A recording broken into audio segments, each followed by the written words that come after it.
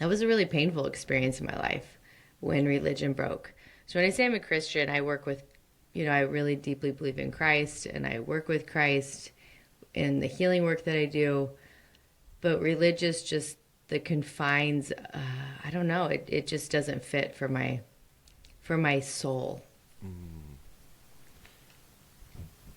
What was that? Was there a moment where religion broke for you?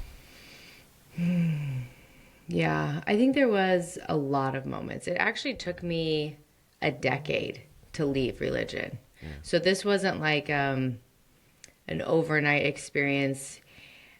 I mean, I was so orthodox, I was so devout to my religion that when I remember there were a few things that really made the earth break for me, but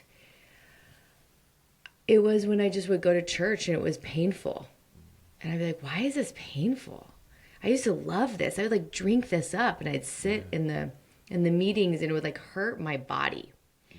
And I would Oh wow. really make myself wrong for it, right? Like, oh, to be a doubter. Like, I must be Yeah. like sinning. I must be unworthy. Like, how dare I doubt? And I will say that it was in the breaking of religion that I actually found God. So it was a decade of a lot of turmoil and also a lot of seeking. You say breaking of religion, then you said breaking of earth. Can you explain what you mean by that? Yeah. So I think to understand it better for me is to understand my life, which was at a lot of abuse as a child. And I think that when you go through abuse and then you find religion, I mean religion was always there. It was Yeah. I was born into it, but when I personally found it, the black and the white, the right and the wrong, it was the safety. It was like after coming out of so much childhood abuse and then like the church was like, "Oh, this That breath is of fresh my air. safe." Yeah, it's like Yeah. this is my ground. Yeah. This is the place of safety. This is the place that will hold me. And so when I say the ground broke, it was the only ground that had ever felt safe and sturdy. And so to have that break was like tearing my heart out. Like, Yeah. wait, this is the one place of all the places that's not supposed to break. Yeah. And I will say that over and over and over in my life, when I've put more of my faith in something outside of God, it breaks. So I've had everything in my life break, right? Religion is broken. My 20-year marriage broke 9 months ago. Like, you name it. If I have put all of my trust and faith into something outside of God, it has ultimately broken. And I'm actually grateful for that because it's like, it's just me and God. Really, that's really all it is, you know? Yeah. As someone who has also had a lot of trauma as a child, I so relate. Yeah. Religion was that thing for me. It was it was the safety. It was the thing that I could count on, that I could rely on, that was there. And then when I stepped away, I tell people when I go through my stories, like when I stepped away, I didn't just throw away Christianity. I threw away anything spiritual. I threw away all of, and I was left standing on nothing. And for it was about 3 or 4 years, slowly began to like completely lose myself. Hated who I saw in the mirror. My entire identity was rooted in this is safe. This is consistent. I can do this. I am here. I am this person. And when that's gone, I was nothing left. Yeah. So Yeah. getting a little emotional here first thing in the morning. I very much relate to that on a very deep level. Ah, I feel that. You know what's interesting is the amount of trauma that I went through as a kid. I will say losing my religion was like top trauma. Isn't that wild? Yeah. Isn't that just bizarre? Yeah. I, Yeah. yeah. Yeah. if you had, so you had religion for a long time. When you stepped out of it, when that broke for you, did you lose those relationships as well, that you had? And what did that look like? Well, it's been a dance, right? Okay. It really Yeah. has. It's been a dance. I was, you know, I still took my kids to church, even though I had left, but I have 5 children. Five, right? So Yep. like it was like, how dare my religious break ruin their life, right? Like that's kind of how it Wow. was. Yeah. So for 7 years, I just attended church, and um, and so a lot of like I had left it inside, but I was Yeah. attending. But in October 2022, my marriage ended, and it had been years and years of us trying to make it work. You know, I have 5 kids. I was like, I'm gonna freaking figure this out. Like, you don't just leave this. Right. But it really had come to the point of just not being repairable.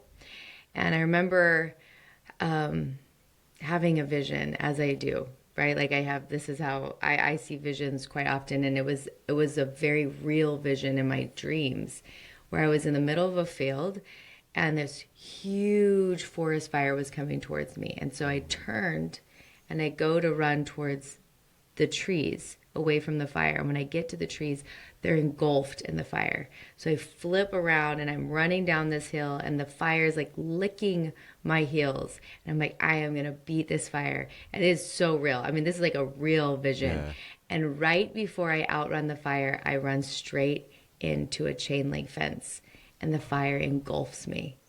And I wake up and I hear God say, burn it all. And it was like, done. So like marriage burned, religion burned.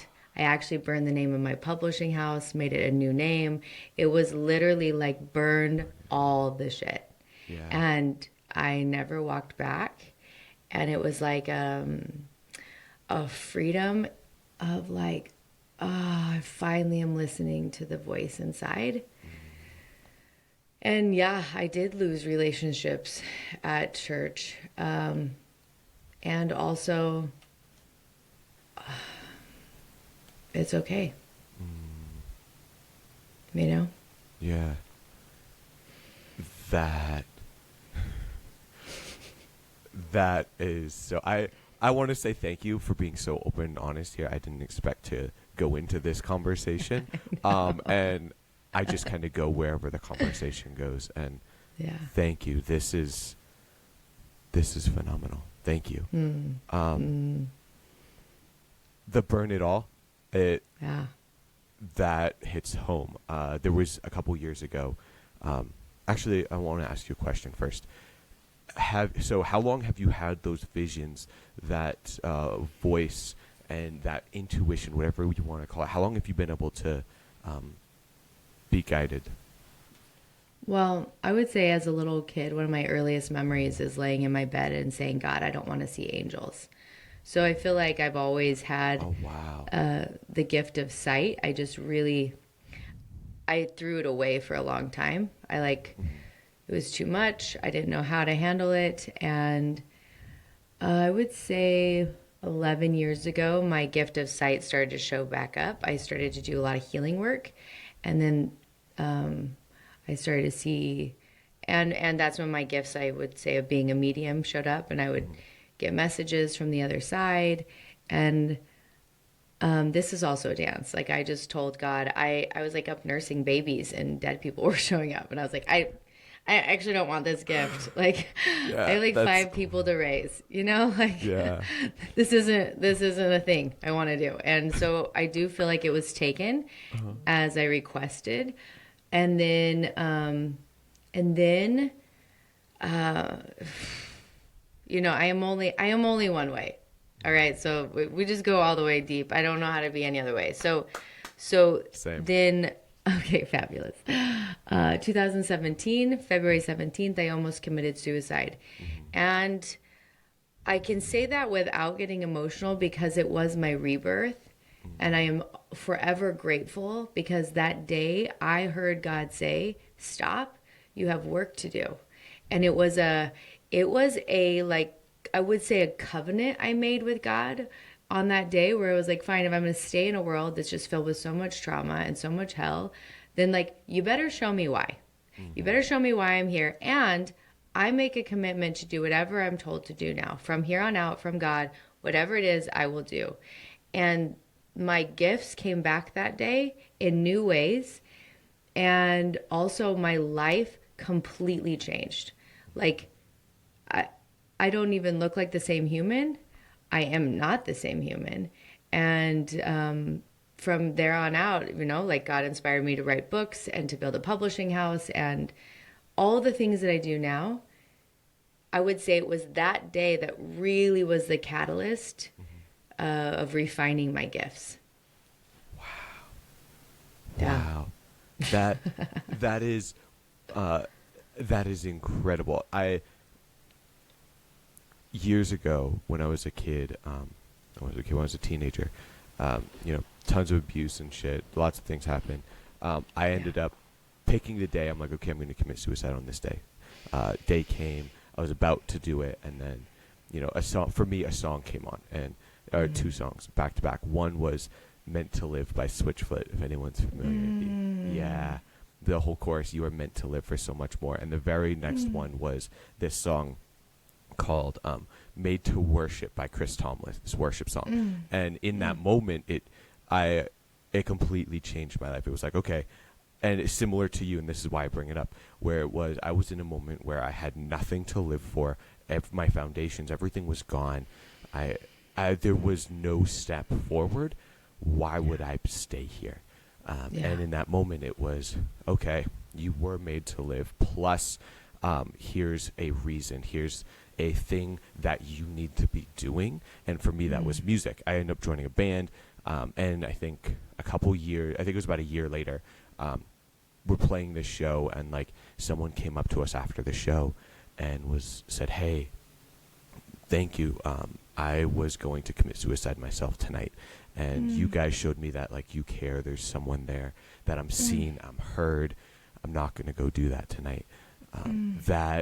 And then from that point, because I had gotten to that point, I have literally helped.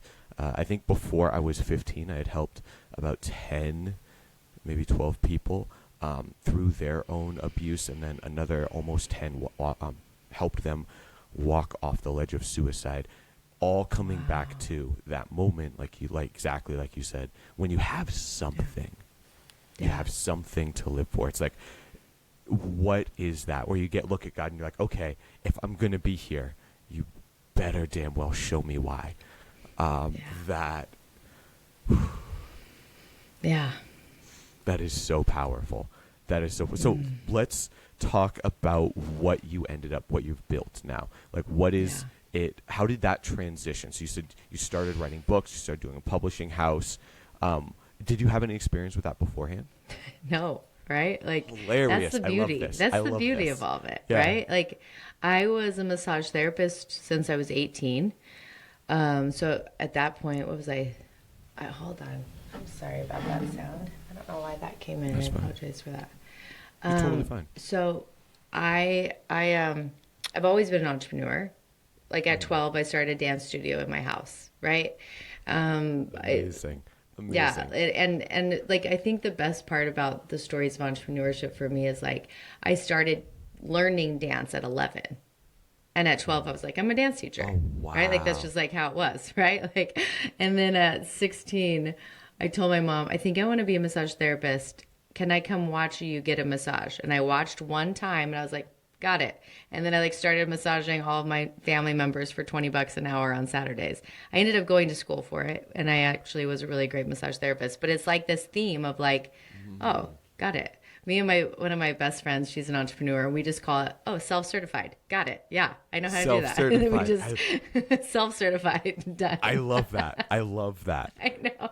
I so relate. And I would say that's like how I've been, right? Like, I decided when I was like, I don't know, I think after my first child at 22, I was like, I want to learn how to take pictures. So then I got a nice camera and I just started to teach myself. And then within a year, I was like self-certified, got a 5D Mark II and started I was a professional photographer for a decade. You know what I mean? Like, sure, Amazing. this is Yeah. how it goes. Yeah. So like entrepreneurship has just always been in my veins.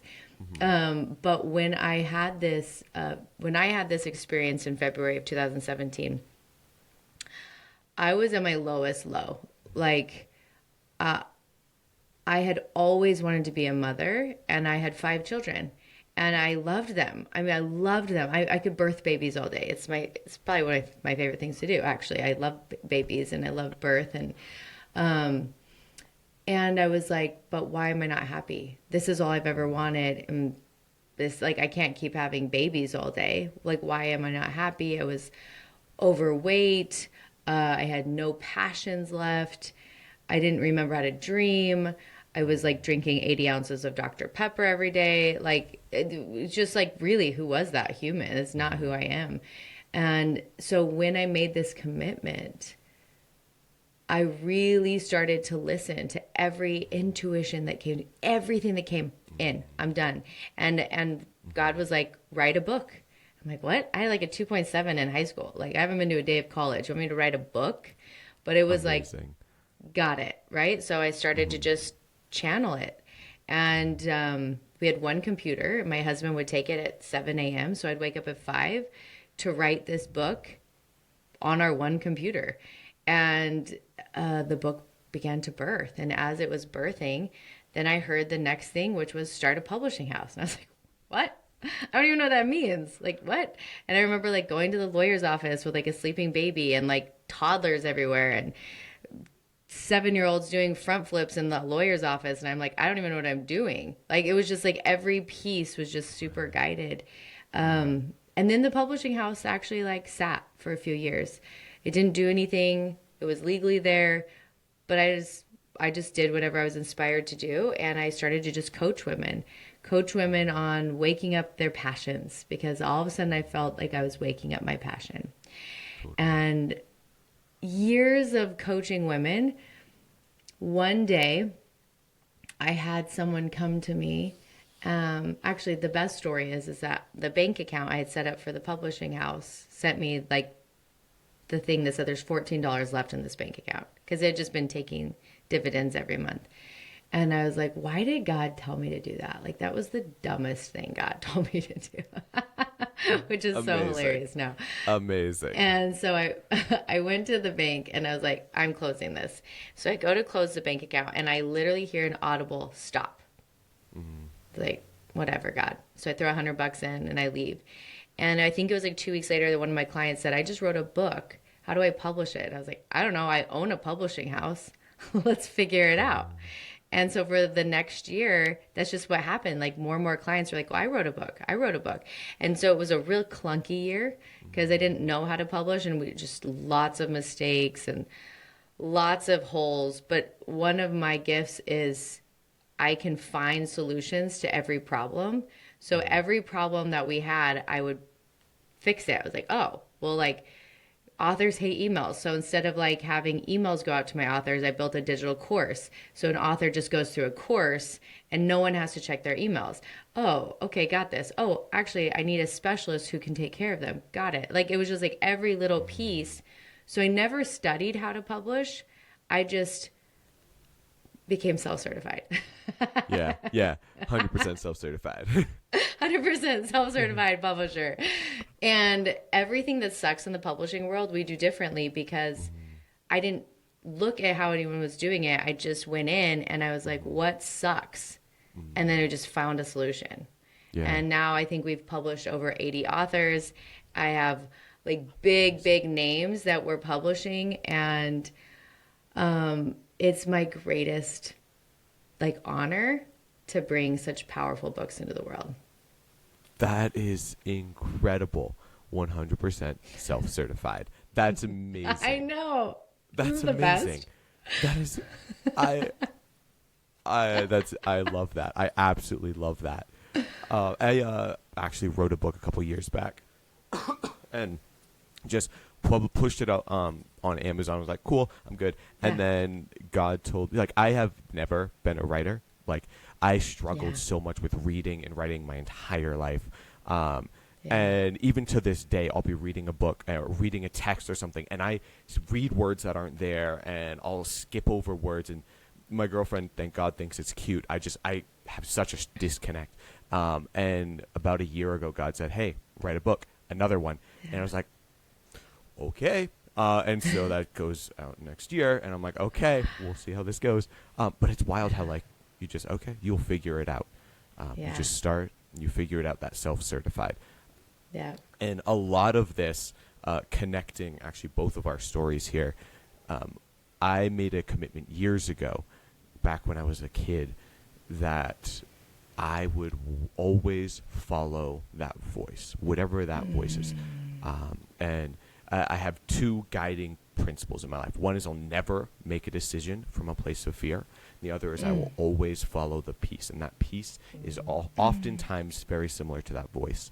But I've had that voice tell me some wild stuff. And it's been like, "Hey, don't enter this relationship here." And I was like, "Screw that, I'm doing it." 3 years later, it was super toxic. And I was like, "That's a mistake."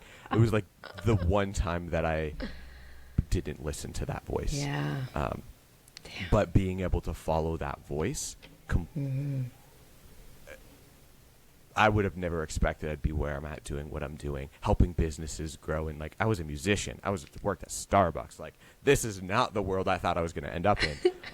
Author, like, it's crazy. When was there? Have you always had that voice? You said you've seen things. You've seen visions, seen a lot of things actually from this conversation. Have you always had that voice, and have you always been listening to it, or is that something that you just learned? Oh, if I listen to this, things work out. I would say I've always had this voice. I've always had it. And I compartmentalized it, where I would listen to it in certain areas, and I would listen, and then I would not. So I knew for a really long time that my marriage needed to end, and that was an area I wouldn't listen. I was like, no, like that's relationships. That's gonna hurt too many. It's just gonna hurt too many people's lives. Like I won't listen here. And so when I did, it was extraordinarily painful to see that it did really disrupt my children's life, and at the same time, it was like I made a full commitment to never ignore that voice again. Like it was very, very clear. Like this will never be ignored ever again. Yeah. Yeah. That's powerful. That's powerful. Yeah. So when you say, go right ahead. No, just deep breath. That was a deep breath. Perfect. When you say you were writing your book and it was coming through you, can you explain what you mean by that and what that process was like? So this is actually where my gifts are now, right? Like I sure I could be a medium for people who've passed on, but it's just not really what lights me up. So instead, I use my gifts to help people channel their books. And I learned that by me first being a channel, which meant that I would show up with my computer and I would ask God, like, what do you need me to write? And then I would just write whatever came through me. And so now that's actually my business. My business is that I teach people how to be their own medium, like how they become the channel. And I do that in a mastermind, and I do that one-on-one. And now I have this new offering, which is actually the most delicious offering I have, where I take people to a resort for 6 days and we write their whole book in 6 days.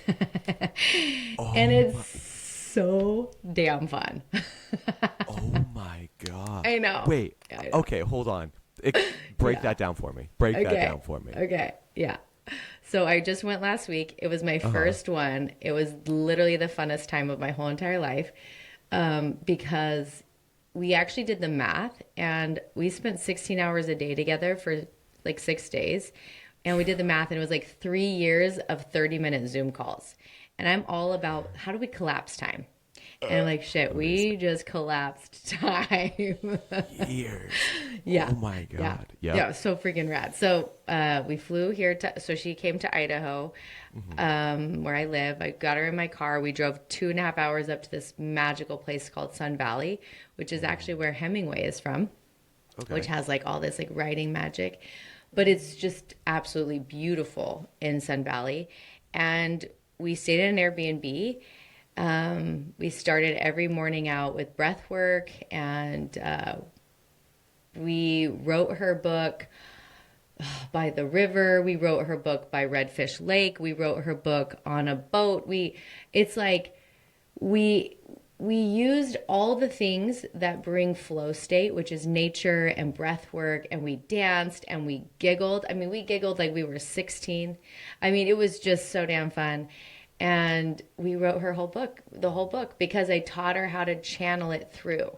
So the whole time, it's like nothing is coming from the mind and you're the vessel. So if we can create space and time in our life, in our bodies, in our minds, in our hearts to be a vessel, I mean, the book that she came to write wasn't the book that she thought she was going to write.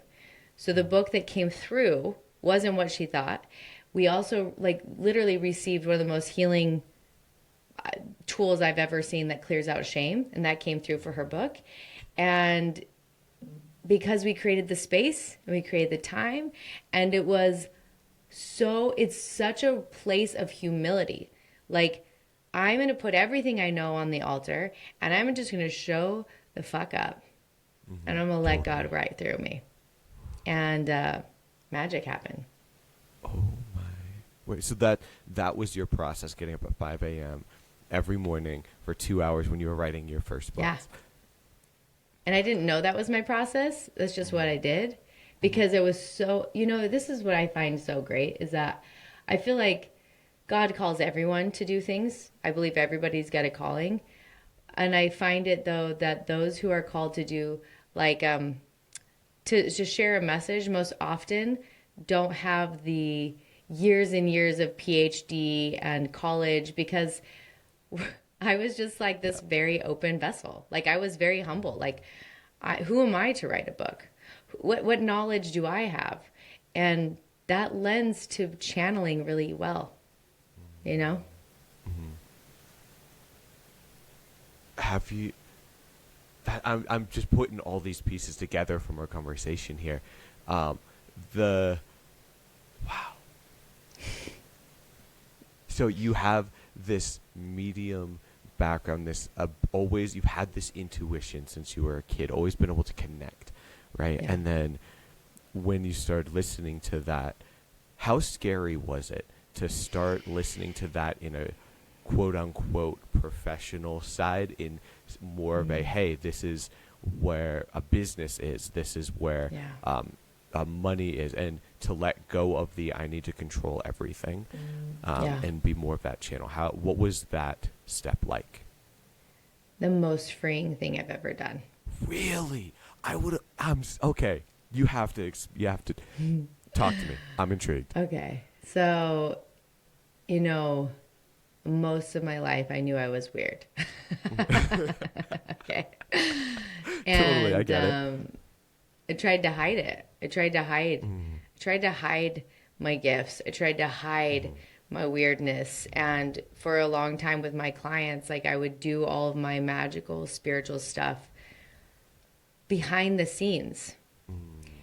And then to finally just own it. It's like, I'm just a medium. Like, I'm weird as shit. But if you dance with me, holy hell, your Yeah. life is going to change. And not only like, and I say this in like full humility because it's not me, but when people work with me, their gifts wake up. So it's like, hey, if you want to deepen your gifts, if you want to deepen your ability to be a vessel, like just play with me. And if people are willing to go all the way weird, shit happens. So most freeing thing I've ever done is owning my gifts. Wow. Yeah. Okay. Was it like less of a dramatic step because you were already doing that behind the scenes and you just started being more open or authentic about it? Well, for years, I would say the religion is why I hid. So Interesting. it was like, mm, it was like I was a certain shape and I kept trying to make myself fit into, I was a shape. My being is like way bigger than the shape I was, but I kept trying to like tuck it in and tighten it in, like keep. I know you can keep fit. It's like keep fitting in these Yeah. jeans, Kira. I know you can fit in these jeans, right? It's like that kind Yeah. of energy. Like I know you can fit in this shape, and then there was just this moment where I was like, I can't go back. I can't keep. It was like I would expand and expand, and then I'd be like, okay, come back and be this like perfect Mormon mom of 5 kids, and be this wife. And that was so painful to always be tucking back in, tucking back in. So when I like burned everything and it was like, fuck all the rules and all the things that say I have to look a certain way to have 5 kids. I have to be this wife. I have to be these ways. Like, fuck it all. I am this, which has no shape. So, like, I feel like I fully owned my gifts 9 months ago. I've been using my gifts for years, but it was like I had to burn everything to just be like, this is who I am. And to never have to tuck back in, never have to fit myself into any other shape again has been the greatest joy I've ever felt. That is actually one of the questions I had written down from earlier, and we just didn't get to. But it was, there seemed to be some connection. Correct me if I'm right or wrong here. Between you trying to fit yourself, you said, okay, I lost my religion, I gave up, it broke, but I'm still going to church. I'm still trying to fit into this because you don't want to lose that for the kids. But when you do, which I understand, but when you do that, there's also that inauthenticity that comes. There's that trying to force yourself to fit into something that you're not. And then there seemed, in my mind, there seemed to be a disconnect from that behavior and then from everything that you are now. And I was going to ask you about that disconnect. And it seems like that was it, when you were able to say, okay, cool, never again. Like I'm not going to try and fit that moment when you stepped out. You're like, this is who I am.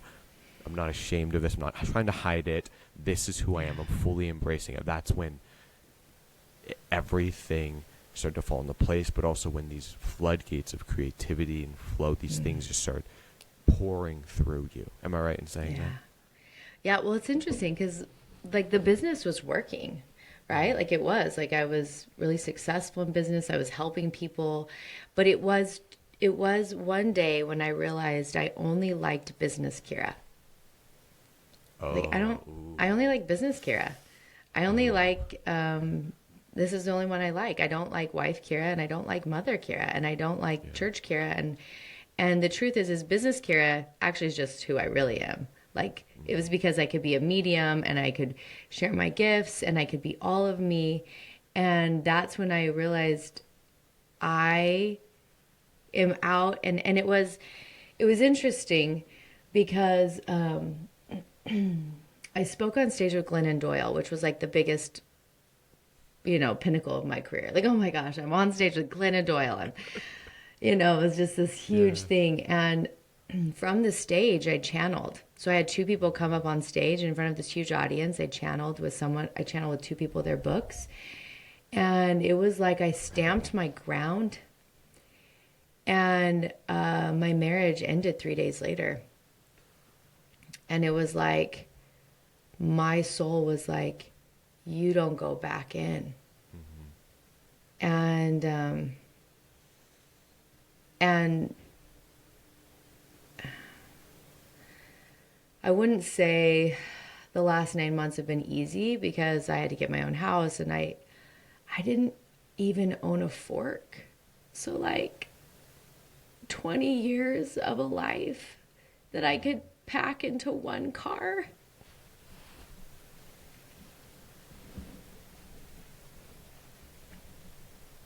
And to build a home for my 5 kids when I didn't even own a fork. Like, yeah, the 9 months that I've been out has not been like a walk in the park. And yet, it has been the most self-expressed freedom I've had in my whole life, because there is, I am only this always.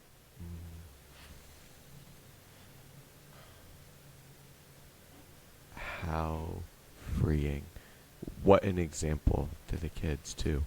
I mean, like this, even when society and logic may say, okay, you shouldn't do this is a bad idea. Everything seems to be going against you. You make that choice to be authentic in who you are and to live out who you are. What an inspiration for your kids. I hope so. It doesn't feel like that quite yet. But I do know that they watch, and that I am a holy hell yes that they fight for their dreams.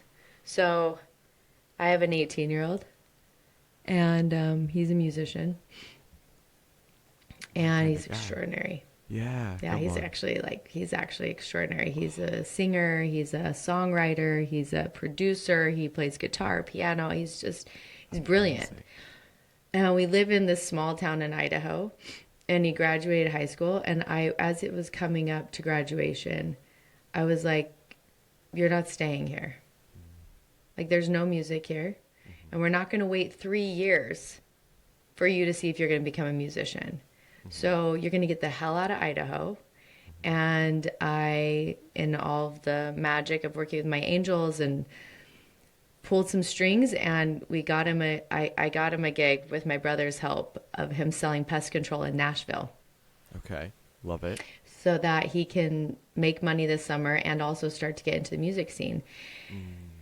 And anytime that he would doubt, which a lot of doubt comes up from musicians and artists, is I would just look at him in the eyes and be like, you've watched me build what I've built from nothing. You've watched me do what I've done from nothing. You can do this.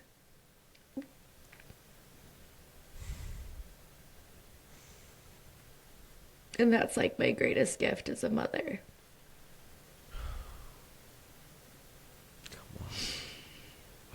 I'm getting so much chills.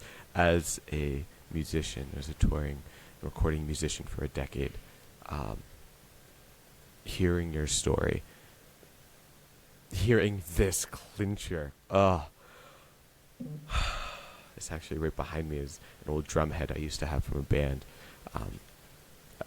Still have the tattoo, the logo of the band that I was in, tattooed on me. I love it.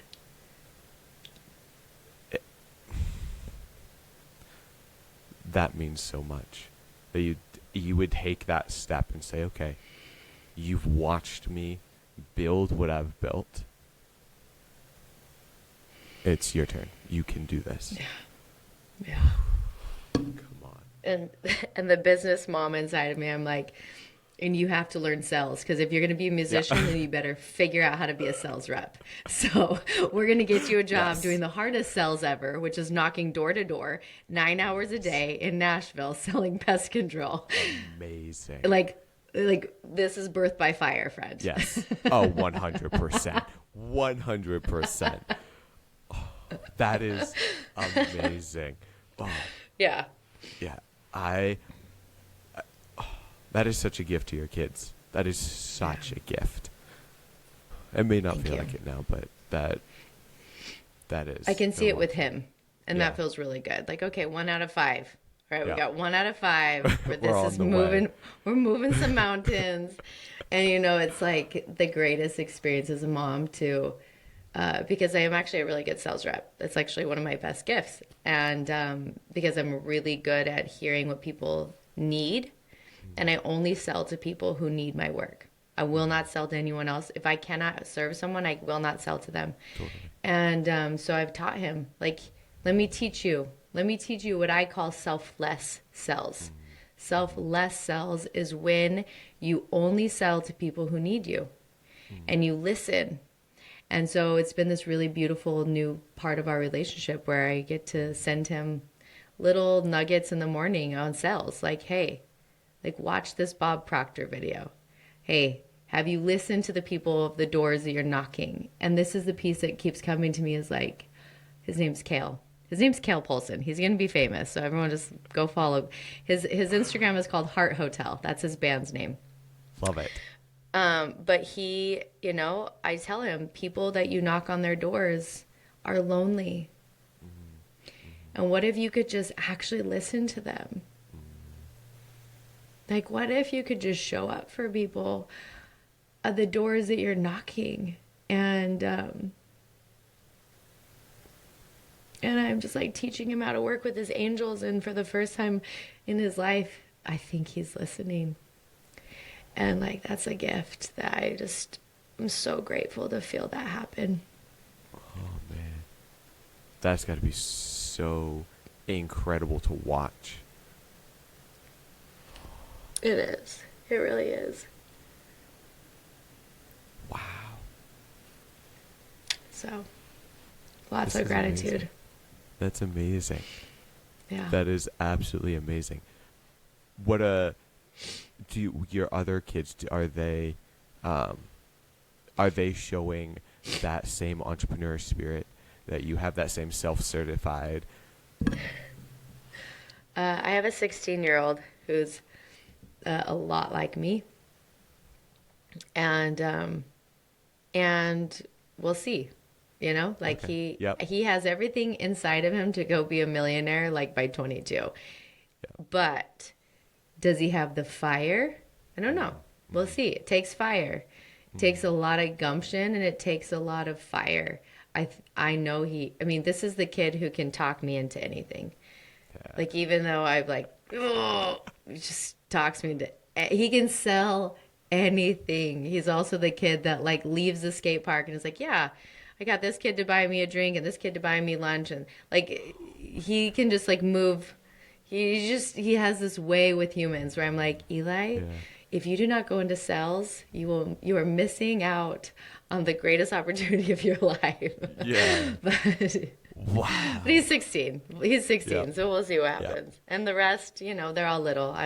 So Mm-hmm. 14, 11, and 8. So we'll see where they go. Okay. Okay. Yeah. The one. So I'm intrigued on this question just came because there's a parallel again. So many parallels in my own life. So a little background. I'm the middle child of 4. I have older brother, me, younger sister, youngest brother. All of us, we grew up like dirt poor in middle of nowhere, Maine, like food stamps. I got my first job at a grocery store so we could get discounts on the groceries. Like we had nothing. We'd heat the house or pay the mortgage, right? Like that was our life. Yeah.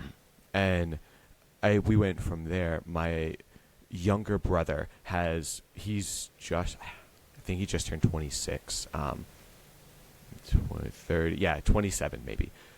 He built and sold his first company sold it for multiple $1 million before he could legally drink. And then built and sold a second company for multiple $1 million before he turned 26. That was 2021. What? Yeah. Yep. My older brother has always been able to take apart things, put them together. A couple years ago, he bought this beautiful, massive house, completely gutted the inside, disconnected the roof from the walls, completely changed, and then rebuilt it from the ground up. No experience doing this, none at all. My sister has gone through absolute hell, more hell than anyone I think I know, and has come out the strongest person I have ever met. I was a touring musician and worked at Starbucks 2019, making $12 an hour. Now I help scale businesses and systematize businesses. Operations manager for a like mid 7-figure, almost 8-figure investment fund, 6-figure salary. Like and I say all of this. My older brother and my parents also started business, grew it to 7 figures. I've helped with others, done 2 business ideas. Like I say all of this. Yeah. I'm 30. I say all of this. Like it's so exciting. My gosh. But from where we came from to where we are, I've had a lot of people ask, what the hell is in that water in Maine? And that's, because it's like most people can't do one of those. We have a family of 6, and every one of us has done something that's just, it's wild. What happened? And my younger brother and I have talked a lot about this. And the thing that we've come down to that we think, and I've talked about it with my parents too. I'm like, what did you guys teach us? What did you instill in us? Because all of this is just like normal life for us. We're like, of course we're going to go do this. Yeah. What did you instill? And it came down to, as far as we can tell, we're not 100% sure. As far as we can tell, it comes down to one belief. And it's that you say self-certified. I love that. That's what I'm going to start saying now. It's that, just jump in. Like, you'll figure it out. You'll figure it out. If you really want it, you'll find a way. There's always a way. Yeah. You'll figure it out. Older brother buys the house, and he's like, oh, the sun comes up on this side, but that's where all the rooms are. This half is open. I want to switch it. Cool. Tear down everything and switch it. Learn from YouTube. Hire an engineer for like $50 an hour to make sure your blueprints are right, and then go for it. Like, figure it out. Dangerous as hell, but he figured it out. We'll start businesses. We have literally no experience doing this. We'll figure it out. We're self-certified. Yeah, it's it. It's amazing. It's incredible. Were you, looking back at your life with your parents, was that something that like they instilled, or was that something that was just more natural in you? Well, I wouldn't say we were not on food stamps, but we didn't have a lot of money. And my mom wanted me to go, shop for my clothes at Savers at the thrift store. Yep. And I came out with gold blood. Okay? Like, I came out with gold blood. Like, no. I don't shop at the thrift store. I don't know if you know who this is, but I don't shop at the thrift store. I can tell. Yeah. So I figured things out. Like, it was like I had a desire to shop at Nordstrom's. And so at 16, I remember I got this job where it was so disgusting. I had to wrap obese people who were like naked in just their underwear in ace bandages that were wrapped in a solution that was supposed to help them lose weight. And when I say disgusting, because body fluid was like flying on my face the whole time. Do you know what I mean? I'm wrapping like half naked people. Yeah. With like fluid flying at me. It was disgusting. This is a gross job, okay? I could make, I think it was $20 a wrap, and I figured out I could wrap so damn fast. I could get 2 people in an hour, and at 16 I could make $40 an hour. Figured that shit out. That's right? Like, okay. Done. Yep. I shop at Nordstrom's, right? Yep. Like, so it was like my life led me to figure things out. Also, I do believe, I don't know if I've ever used these words, I do believe I had so much sexual abuse as a child that I was always looking for exits. I could always find an exit to any room. I always knew how to keep myself safe after the amount of abuse I went through. That is a skill. I do believe that my trauma actually gave me a lot of gifts in the fact that, like, I am super, super smart. Like, I know how to get myself out of, like, if I have like $5,000 in my bank account, I'm like, well, let's go. How am I going to figure this shit out? What programs am I going to offer? Like, this skill, I do actually believe came from the traumas I had, because I was always trying to figure out ways out. I was trying to figure out how to be safe. And that is a gift for me. So actually, my first book is called The Hidden Gifts Within the Trauma of Sexual Abuse. That was the first book I wrote, because I do believe there are so many gifts from my trauma. And so I don't know if it was something that my parents taught me, but my mom, I was raised to work hard. And I was the oldest of four, and I did do a lot. Like, I babysat newborns all the time, and I took care of everyone, and I brushed people's hair. Like, it was like self-certified mom at 10. Here we go. You know, Yep. like Yep. this is, so all these things led to now. And so I don't know if I was wired that way, or just all the ingredients created this recipe. Yeah. Yeah. That Yeah. That's beautiful. Especially that you're able to find that and connect that back to the trauma. Yeah. Cool. That hard as hell, that has allowed me to be where I am and to help all these people and to be truly authentic and to thrive in these situations. Yeah. Yeah. Yeah. Come on.